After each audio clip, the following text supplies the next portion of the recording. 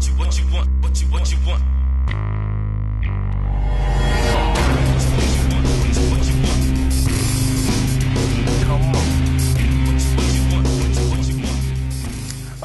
in and welcome back, ladies and gentlemen. Good to be back in the studio. It is episode 6, Project Pate. We are broadcasting high atop Jordan Hall in Studio 218. As always, the dress is casual and the opinions are plentiful. Today, it is our Thanksgiving special, which means just Dano, just Greg Allen, and just me has stayed in town to take care of the show. Greg Allen, since we last left this set, all-out BCS chaos has erupted.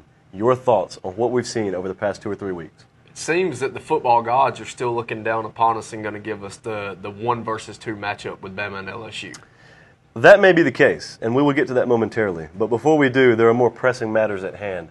Once upon a time, in the Atlantic Coast Conference, when Clemson ruled the world, a little boy sat at this desk, and he made a promise. I remember it. Dano remembers it. Do you remember what that promise was on the eve of Clemson versus Georgia Tech? I have no idea what you're talking about. Dano, do you remember this promise? Oh, yeah, I remember the promise. I do, too. I'm going to ask, if you will, to briefly remind the viewers what this promise was. I believe the promise was that if a certain football team lost to another certain football team, that Greg Allen would appear naked on in the show. buff. That is a lie, and Dabo, you have let me down. That's a lie. That's a lie. Dano, prove it for the viewers, please. I told you that triple option split veer Paul Johnson Georgia Southern offense cannot compete in big boy football. You're Les Milesing on me right now. I am not Les Milesing on you. are. I'm just being dead honest with you. Georgia Tech beats Clemson this weekend. If they do, I will come on this show naked next week. I will come on this show naked next week. Naked next week. Naked. I will come on this show and shoot the show naked. Well, that's wonderful, because Dano tells me that we're getting the technical capabilities to blur and edit language out. So good news there.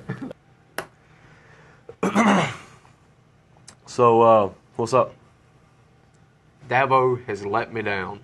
Him and his boys went down to Atlanta and lost the game. Well, apparently, FCC, along with just CSU in general, will not allow you to appear nude on the set, but me and Dano have arranged for a little studio time after we go off the air today. Now, unfortunately, it's going to be a straight-to-DVD situation, but Greg Allen will be fulfilling his promise to you. In the meantime, back to the BCS scenario. When we left here, it was slam dunk, case closed, lock it up. The winner of Alabama and LSU is going to play Oklahoma in the national title game, correct? That's what it was looking like. Since then, let's see what's happened. LSU beats Alabama in an overtime thriller in Tuscaloosa, final score 9-6. Those of you who had the under, cash your tickets. That puts Oklahoma in a clear number 2 spot to play LSU in the national title game. But then Oklahoma does what Oklahoma always does. They let Texas Tech come in and beat them as a 3-touchdown underdog. Enter Boise State. Boise State can't wear the blue uniforms at home, though. They get beat wearing the orange by TCU on the Smurf turf. And now Stanford, it's your turn. Stanford, meanwhile, gets skull-drugged by Oregon on the farm, minus the 2 best offensive players. Oklahoma State, you're up. Oklahoma State loses at Iowa State on a Friday night when all the big boys play.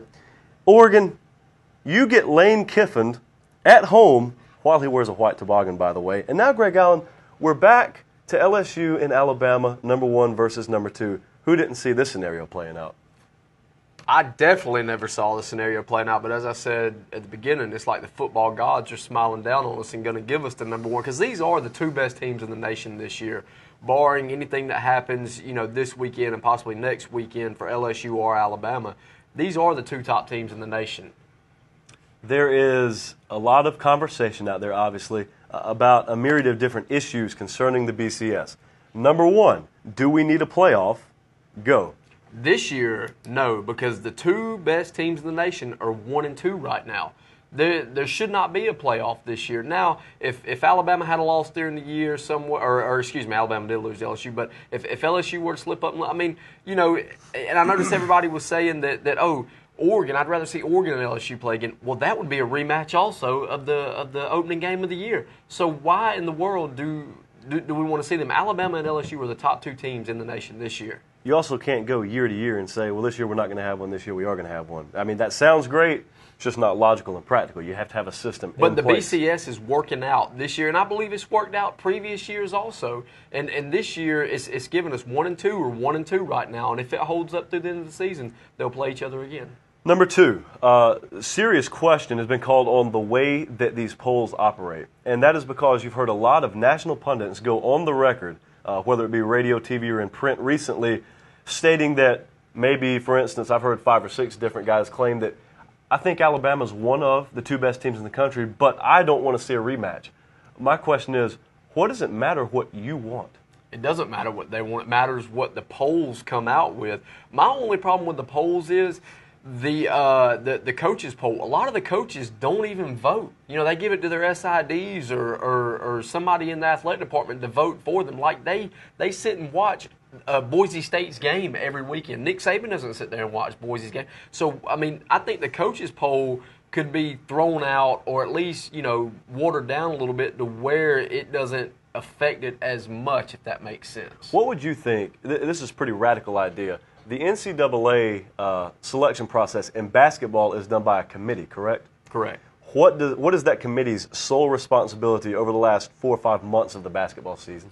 Just watching the basketball games and selecting the 68 best teams to play. What would you think about college football polls being conducted in a similar fashion? Not so much to set up a huge 16-team, 32-team tournament, but to determine a true maybe top 4 in the country and go with maybe a +1 system with the 4 best teams in the country entering into a playoff at the end of the season. You know, you look at it like that, and it would be great for them to do that. I mean, it's not that hard or that difficult to do that. You got 4 teams every year that could legitimately play for a national title.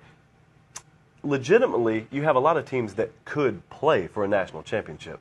The whole point, and this is the argument that a lot of people have against Boise, myself included, teams like Boise, it's like having a race car that you just get to take to victory lane without having to drive the 500 miles, because when you drive out on that track, what do you risk?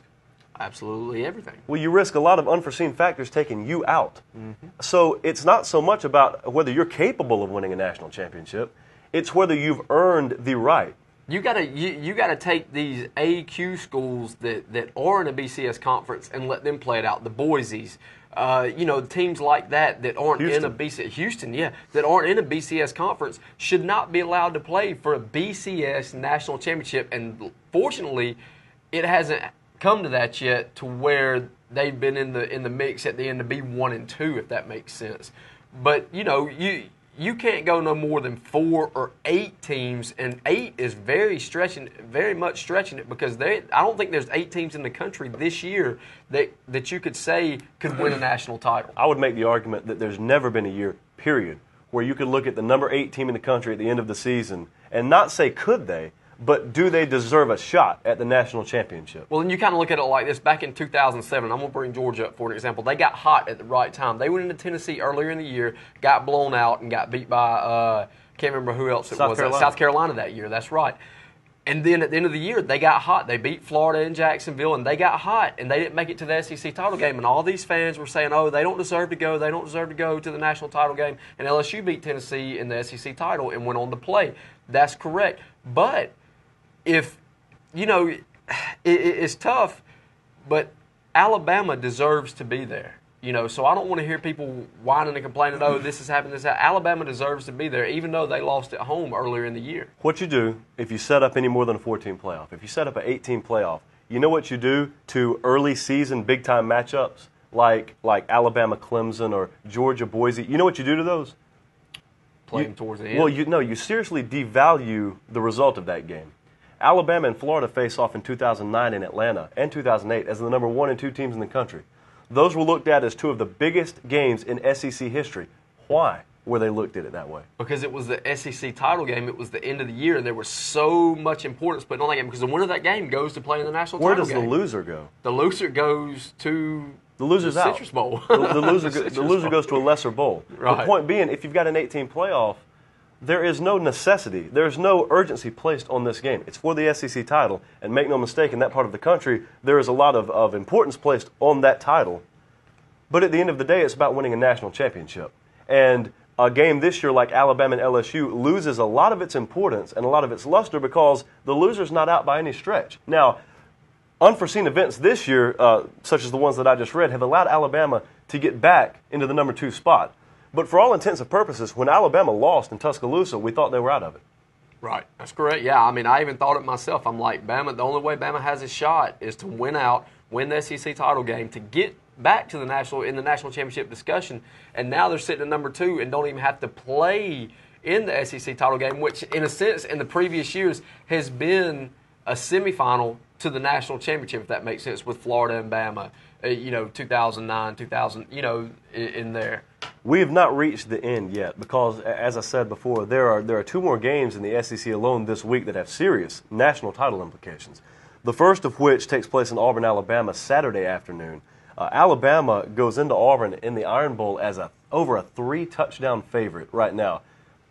I'll ask you momentarily what your prediction is, but what has to happen for Auburn to be in this game in the fourth quarter? They're going to have to score. I mean, they're not getting very much production. Simple. Sounds simple. They're not going to get very much production from their offense, so they're going to have to score. Special teams try to create turnovers, things like their defense is going to have to score because their offense has been very anemic at times. And I mean, Georgia held them to 7 points, which Georgia has the fourth ranked team or defense in the nation behind LSU, Bama, LSU, and Michigan State. But they're just going to have to score, find ways to manufacture points, and to hold Trent Richardson to not many yards, which is not going to be done. You can look at Auburn's rush defense, which has been porous the entire season. They've always had a propensity for limiting Alabama on the ground since Gene Chizik has been there. Don't know why, but they limited Mark Ingram in 2009, and Alabama squeaked out with a win. They limited both backs last year to a certain extent. Auburn was able to come back from a big deficit. You've got to look at special teams, in my opinion, hidden yardage, special teams, and possibly turnovers if Auburn can force some and give themselves good field position. Like you said, I don't think you can expect Auburn's offense to move up and down the field on Alabama, but crazy things happen in this game. I mean, look at last year, for example. I mean, Alabama goes in big at halftime, and Auburn just comes out in the second half and makes it a ball game and pulls it out and wins. And I think that's resting in the back of Nick Saban's mind and in the back of Kirby Smart's mind right now and in the back of Jim McElwain's mind that we got to keep the pedal to the metal this weekend and put up some points against Auburn. Because, I mean, Gus Malzahn's gimmicky offense can put up some points, but I don't think it's going to happen against Alabama's defense. Possibly Gus Malzahn's last job at home as an Auburn offensive coordinator. I look for him to be held to less than 10 points. What is your prediction on this game? I'm predicting Alabama 38-10. Okay. I'm going to tell you right now that I see a close game at halftime, closer than the experts think, so to speak. But I do think Alabama pulls away in the fourth quarter. Depth, huge advantage to Alabama in terms of depth. 2 more key injuries popping up on Auburn's defense in the last 2 weeks. Down in Baton Rouge, Friday, day after Thanksgiving, this is a number 1 versus number 3 matchup. LSU is going to have to beat the number 2 and number 3 teams in the country to make it to Atlanta. They've already beaten Alabama. They now have to beat Arkansas. LSU goes into this game as an 11.5-point favorite. Very interesting because they open as 14-point favorites. What do you see happening in this game? Much like you said, Georgia in 2007 came down the stretch hot. Perception out there, whether it's true or not, is that Arkansas may be the hottest team in the country right now. I think Arkansas is going to put up a ton of yardage against LSU's defense. You look at the West Virginia game earlier this year where Geno Smith just had a field day. I think Arkansas has the potential to get 400, 500 yards of total offense. And, that bend but don't break Chavis-style defense. Arkansas, and you got to look at it like this, they're without Nile Davis. They're top running back for the year, and yet they're ranked number 3 in the BCS right now. Going into Death Valley is going to be tough, but I think Arkansas could possibly pull it out. I see LSU's defense and, Jarrett Lee and Jefferson back there, I see him kind of getting the job done, but it's like just let me flip a coin on it right now. But Arkansas is going to put up the yardage. As strange as it may sound, I would like LSU more in this game if they were on the road. I think they play as a road team better than any team in the country. I'm not saying that I expect them to come out tight in this game, but I just like them on the road better. That being said, Arkansas faced Alabama earlier this season. What was the result? They got beat Badly, pretty bad. 38-14 final score in Tuscaloosa. They have not faced, in fairness, nobody has, a team with similar physicality as an Alabama or LSU since then. They struggled against Ole Miss. They struggled against Vanderbilt. They've really gotten fat on some inferior competition since then. I think they go in to Baton Rouge, and I think LSU wins comfortably. I think maybe in the first half a close game, I don't think Arkansas can handle what LSU is going to bring for 4 quarters. I think Arkansas, like I said, is going to put up the yardage. I'm not sure if that's going to turn over into any points for them, but they're going to put the yardage up against them. But yardage, the amount of yardage doesn't win you ball games. You know, it's the points on the scoreboard, as Mark Gilreath once said. So you know, and LSU has played a tough schedule. You know, they opened up with Oregon. They went to Alabama.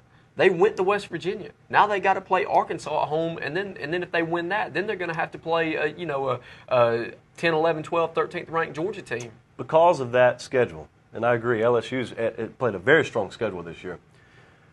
What do you think should happen if LSU were to go to Atlanta and lose to Georgia? To me, it depends on how they lose, or if they were to, if they lose by, less than 3 points to Georgia in the SEC title Let's say game. less than 10-point game. Less than 10 points, I mean, that's tough. I mean, it's probably going to throw them out of the mix. I mean, I think they should still be up there with Alabama at 1 or 2. I mean, hopefully they wouldn't fall past 3. Hopefully they would stay at 2. But I don't see that happening. And we'll see whoever's bumped up to 3 then have to slide in and play Bama for the national title game. But I think LSU can get the job done the rest of the season. I mean, it's worked well running the 2-quarterback system, for the latter part of the season. And their defense, like I said, gives up the yardage, but they don't give up a whole lot of points. Be back here next week? I'll be here. Hopefully. So will Laura Ann Sills and Tier Woodson. For Greg Allen, Dano, and Josh Pate, happy Thanksgiving, and we will see you back here same time, same channel, next week. Gobble, gobble. What you want, what you want.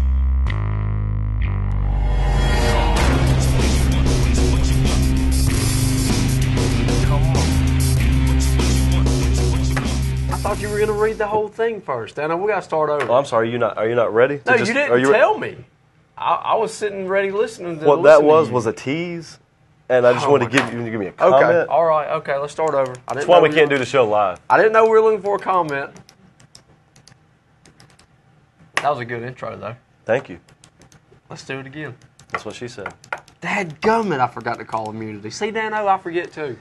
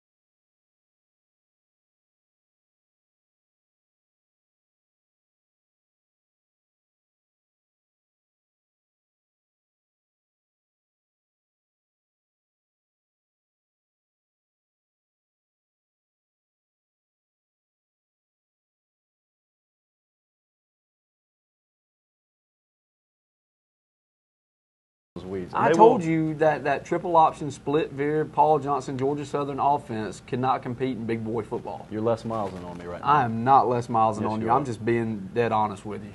Georgia Tech beats Clemson this weekend. If they do, I will come on this show naked next week. I will come on this show naked next week. Naked next week. Naked. I will come on this show and shoot the show naked. Well, that's wonderful, because Dano tells me that we're getting the technical capabilities to blur and edit language out. So good news there. Your second point.